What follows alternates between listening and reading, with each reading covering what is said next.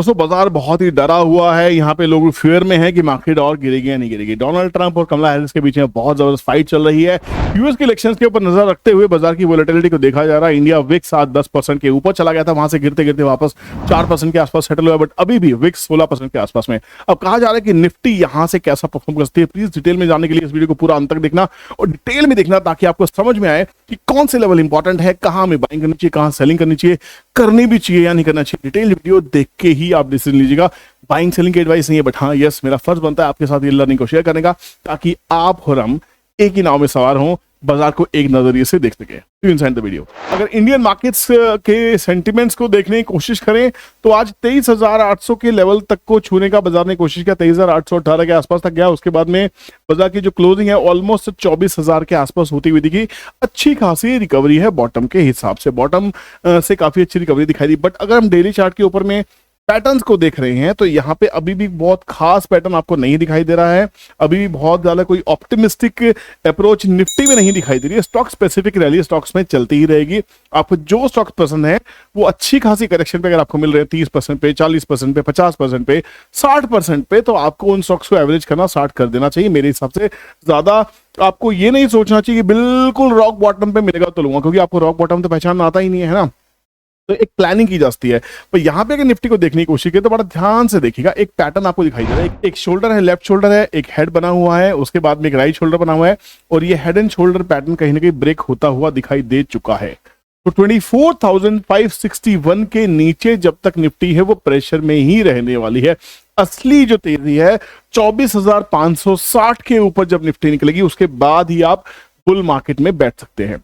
Astrology वाली video में मैंने आपको पहले कहा था कि मार्केट के जो रिवाइवल्स हैं वो कहीं ना कहीं 15 नवंबर के आसपास होते दिखाई देंगे, या एक महीना और एक्सटेंड कर देते हैं तो हम 22 दिसंबर के बाद ही उम्मीद लगा सकते हैं बहुत अच्छी रैली की। तो यहाँ पे मार्केट में वोलेटिलिटी बहुत आई है। इंडिया वीक साथ बहुत ज्यादा ऊपर गया, 10% के आसपास बढ़ा था, गिर के 4% के आसपास की क्लोजिंग हुई। तो वोलेटाइल तो बाजार रहने ही वाले हैं, है ना। तो यहाँ पे बात यह है कि डोनाल्ड ट्रंप या कमला हैरिस, अगर डोनाल्ड ट्रंप जीत जाते हैं और या कमला हैरिस जीत जाती हैं तो यहाँ पे हमारी मार्केट को इतनी परेशानी क्यों हो रही है, इतना वोलेटाइल हमारा मार्केट क्यों हो रहा है। देखिए कहा जाता है क्योंकि यूनाइटेड स्टेट्स ऑफ अमेरिका से हमारे बहुत अच्छे रिलेशनशिप, हम न्यूट्रल है। हम बिल्कुल भी ऐसा नहीं है कि हम सिर्फ इसको फेवर करते हैं उसको फेवर करते हैं। पूरे विश्व में हमारी छवि बहुत अच्छी है। अमेरिकन कंपनीज की बहुत सारी इन्वेस्टमेंट्स हमारे यहाँ पे है। मेरा ही मानना है कोई भी जीते, बाजार उतना मैच्योर है कि थोड़े दिन के बाद ये न्यूज आपको साइड होती दिखाई देगी। और आप जो सोच रहे हैं, एक बात रहिए, अगर कमला हैरिस जीत जाती हैं जो शायद टैक्सेस बढ़ाने के फेवर में रहती हैं, और डोनाल्ड ट्रंप जो कॉर्पोरेट से हैं शायद वो टैक्सेस को कम करने की फिराक में रहते हैं, और ये माना जाता है कि इंडिया डोनाल्ड ट्रंप को बहुत ज्यादा पसंद करती है, कमला हैरिस इंडिया को नहीं पसंद करती, ये भी कहा जा रहा है। बाजार डर इसलिए रहा है कि अगर कमला हैरिस जीत जाती हैं तो हो सकता है यहां पे वो ऐसी पॉलिसीज लेके आए जो इंडिया के फेवर में ना हो। वो इंडिया के अगेंस्ट कुछ स्टेटमेंट दे सकती हैं, इंडिया के लिए कोई ऐसी पॉलिसीज बना सकती हैं, कोई रिस्ट्रिक्शंस लगा सकती हैं जो हमारे कॉर्पोरेट्स एक्सेप्ट ना करें या हमारा मार्केट उसको एक्सेप्ट ना करे। तो यहाँ पे जो डर का संभावना है, जो डर का माहौल है, वो कमला हैरिस के एक पलड़ा भारी होने की वजह से भी दिखाई दे रहा है। डोनाल्ड ट्रंप के ऊपर जानलेवा हमला हुआ था, कहीं ना कहीं मार्केट उसको भी अट्रैक्ट करेगी, कहीं ना कहीं मार्केट उस सेंटीमेंट को भी लेके चलेगी। और डोनाल्ड ट्रंप बहुत ही जोरों शोरों से अपनी जो मार्केटिंग करने में लगे हुए कि भैया मुझे जीतना चाहिए, मुझे जीतना चाहिए, मैं अमेरिका के लिए बहुत कुछ कर सकता हूं। और उनका भारत के लिए जो नजरिया है बहुत ही पॉजिटिव है, ये सब जानते हैं ना। तो यहाँ पे डोनाल्ड ट्रंप अगर जीत जाते हैं तो दिवाली वहीं नहीं, दिवाली हमारे बाजार में भी आपको देखने को मिल सकती है। तो किसी भी सूरत हालात में जब तक निफ्टी इस राइट शोल्डर को ब्रेक करके ऊपर की तरफ नहीं आते, ब्रेक मतलब ब्रेकआउट करके ऊपर की तरफ नहीं आते, ब्रेक तो ऑलरेडी हो रखा है। यहाँ पे काफी कंसोलिडेशन भी आपको दिखाई दिया, आप ध्यान से देखने की कोशिश कीजिएगा। तो यहाँ पे आप देख सकते हैं पिछले कुछ दिनों से यही जो राइट शोल्डर ब्रेक हुआ है, यहीं पे बार बार एक रेजिस्टेंस, ये बाजार उसके नीचे चल चुका है। तो बहुत ध्यान से आप देखेंगे यहाँ पे करेक्शन टेस्ट होने के बाद में वापस बाजार ने नीचे का ही सेंटीमेंट आपको दिया है। तो कहीं ना कहीं ये जो जोन है ऑलमोस्ट 24,000 से लेके 24,050 तक के लेवल के बीच में, इसके ऊपर भी अगर बाजार चलता है तो हो सकता है एक पुल बैक रैली आपको यहां देखने को मिले। 24,000 को बार बार हिट करना साइकोलॉजिकली बहुत ही इंपॉर्टेंट लेवल है। बहुत ही इंपॉर्टेंट फैक्टर है। इसके नीचे बाजार सेल ऑफ ही रहने वाला है, इसके ऊपर बाजार ठीक होने वाला है। अगर हम ट्रेंड ट्रेडिंग कैलकुलेटर से पूछ लेते हैं, जो आने वाली क्लासेस में बिल्कुल फ्री मिलने वाले हैं सभी स्टूडेंट्स को, अहमदाबाद की क्लास 16-17 नवंबर को है, जिसे भी सीट बुक करनी है बुक कर सकते हैं, हमारे दिए गए नंबर पर कॉन्टैक्ट कर सकते हैं। उसके बाद में हम बाकी 4 शहरों में चलने वाले हैं। पूरी डिटेल क्लास में क्या पढ़ाया जाएगा क्या नहीं, आप हमें फोन करके पता कर सकते हैं, मैसेज करके पता कर सकते हैं। तो ये ट्रेंड ट्रेडिंग कैलकुलेटर आपको फ्री मिलने वाला है, जो बहुत ही कमाल की चीज है। देखिए, ये इसके अंदर आर्टिफिशियल इंटेलिजेंस है, जो आपको बहुत अच्छे से रीड करके देता है कि 24,025 के ऊपर, इसके ऊपर हम ब्रेकआउट प्ले करने वाले हैं। 24,180, 24,336, 24,492 घूम फिर के भाई 24,500 का लेवल यहां पे भी आता हुआ दिखाई दे रहा है कि ये एक मेजर रेजिस्टेंस का काम कर रहा है। इसके ऊपर जब चलेंगे तो हम ब्रेकआउट प्ले करने वाले। नीचे की तरफ में 24,025 के नीचे निफ्टी है तो प्रेशर बना रहेगा, 23,500 तक के लेवल आ सकते हैं, इसमें कोई बड़ी बात नहीं है। बाजार 23,500 के लेवल के आसपास में क्या कोई लेवल फाइंड आउट करने की कोशिश करेगा, आप देख सकते हैं। अगर हम हिस्टोरिकल लेवल देखते हैं, जो यहाँ पे आपको साफ साफ दिखाई दे रहा है कि बाजार ने पहले भी 23,800 को बार बार टच करने की कोशिश किया है, काफी समय यहां बिताया था, बार बार रीटेस्टिंग हो रही है, और ये हमारा एक ऐसा लेवल था जिसके ऊपर बाजार चला था, रीटेस्ट करने के बाद ही चला था। आप देख सकते हैं कि बार बार बाजार ने इस लेवल को टच करने की कोशिश की थी। तो 23,800 का जो लेवल है वो अभी बाजार में बहुत इंपॉर्टेंट लेवल प्ले कर रहा है। यहाँ पे बहुत लोग हैं जो सपोर्ट देने के लिए बैठे हुए हैं। निफ्टी को देखें, आरएसआई को देखते हैं, तो आरएसआई में स्ट्रेंथ अभी नहीं दिखाई दे रही, बाजार के चलने के कोई भी सिम्टम यहाँ पे नहीं दिखाई दे रहे हैं। जब आरएसआई में आपको स्ट्रेंथ दिखाई दे, कोई डाइवर्जेंस दिखाई दे, बाजार तो गिर रहा है और आरएसआई आपको स्ट्रेंथ दिखाई देने लगे, तो डाइवर्जेंस के ऊपर में आप यहाँ पे रिस्क ले सकते हैं। अब सारा दारोमदार इसीलिए कि कल यूएस की इलेक्शंस है, कैसे एग्जिट पोल्स आएंगे। हालांकि इंडियन एग्जिट पोल्स बहुत फेल रहे हैं। जब हम सेंट्रल इलेक्शंस की बात कर रहे थे, हरियाणा इलेक्शंस की बात कर रहे थे, यहाँ पे एग्जिट पोल्स बहुत बुरी तरह से खराब हुए। क्या वहां के एग्जिट पोल भी खराब होंगे या उनके बेसिस पे हमें बाजार में रिएक्ट करना चाहिए नहीं करना चाहिए, ये इंडिविजुअल बेसिस पे डिपेंड करता है। मोटा मोटा ये कहा जाता है कि अगर डोनाल्ड ट्रंप जीत जाएंगे तो शायद इंडियन मार्केट्स के लिए बहुत अच्छा होता है, क्योंकि वहां की इन्वेस्टमेंट यहाँ पे ऑलरेडी आ रही है।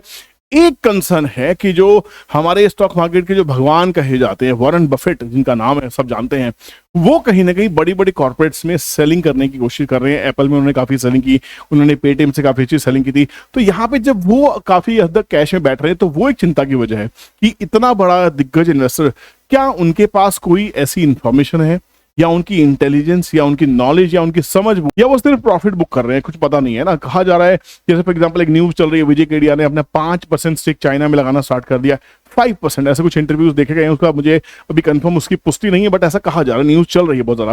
देखिए, उनके पोर्टफोलियो का 5%। विजय केडिया क्या करते हैं? विजय केडिया स्विंग इन्वेस्टर है, मैं आपको बताता हूँ, एग्रेसिव स्विंग इन्वेस्टर्स है वो। जब भी कहीं मौका देखते हैं वो शिफ्ट जरूर होते हैं, and he is trying his fortune maybe by 5%, not by 95% of his capital, just 5% is trying. तो पैनिक होने की जरूरत नहीं है।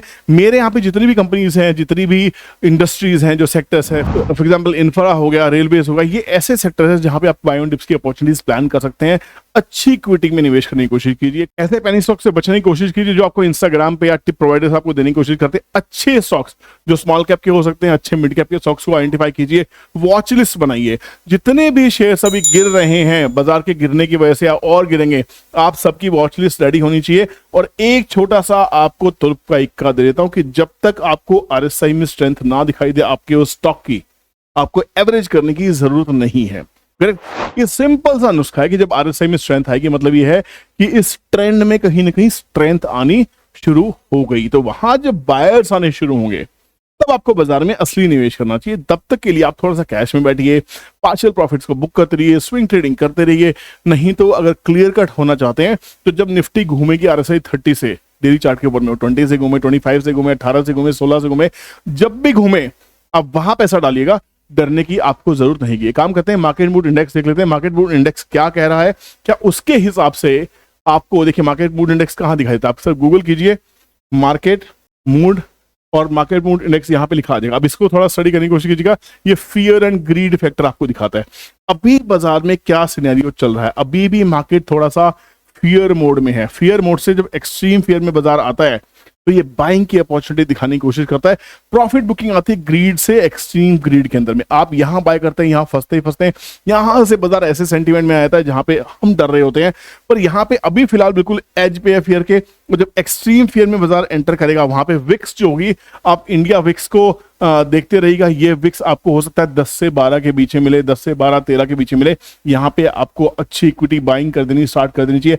आज का जो विक्स था वो 17 के आसपास चला गया था, अभी भी 16 के आसपास में है। विक्स उतना कंफर्टेबल नहीं है बाइंग करने के लिए, थोड़ा सा इसके ऊपर भी ध्यान रखिए कि न्यूज चली जाएगी तो विक्स भी कहीं ना कहीं सेटल होता हुआ दिखाई देगा। 10% बढ़ा था, आखिर में 4% के आसपास क्लोज हुआ है। तो अभी मैं कुछ दिन यूएस मार्केट को देखना चाहूंगा, यूएस के इलेक्शंस के रिजल्ट्स को देखना चाहेंगे। उसके बाद थोड़ी सी ग्रह दशा भी बदल जाएगी। जैसे मैंने आपको कहा था, जब शनि मार्गी होंगे अपनी राशि में तो वहां से कुछ और चेंज आने की संभावनाएं बन सकती हैं। तो यहाँ पे थोड़ा सा आपको पेशेंस रखना पड़ेगा।